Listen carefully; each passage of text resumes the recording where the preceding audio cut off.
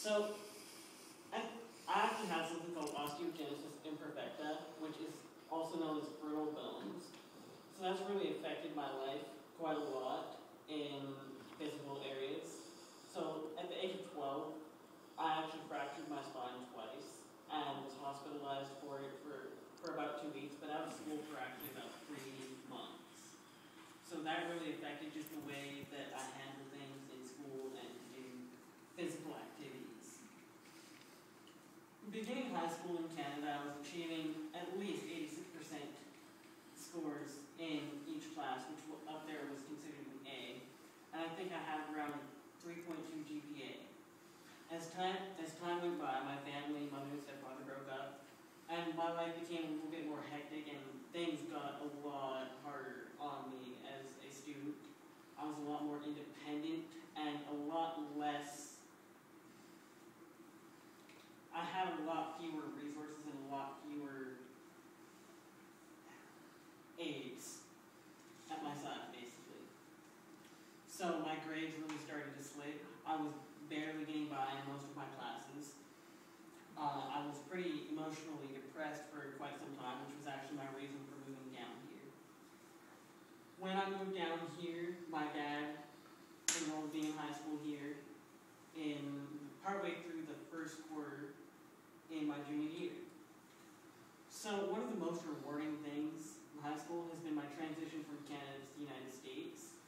Just because in Canada I was really floundering, and even last year here I was floundering a lot.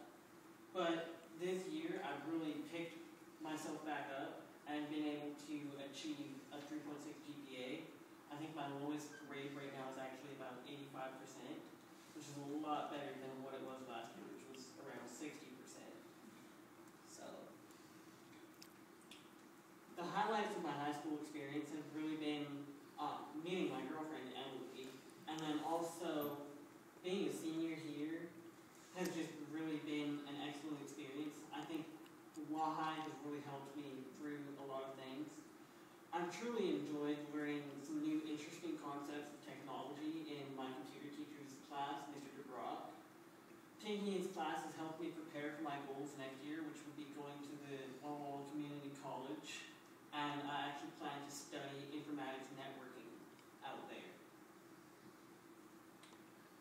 The only other thing that's really helped a lot with my life has been joining a youth group here in town at the Pioneer United Methodist Church and volunteering with the group, as well as being on a leadership team. So this is just kind of my picture slide. Up there I've got the Canadian flag just to sort of show my roots in Canada. The center picture is a picture of some of my dukes at the youth group.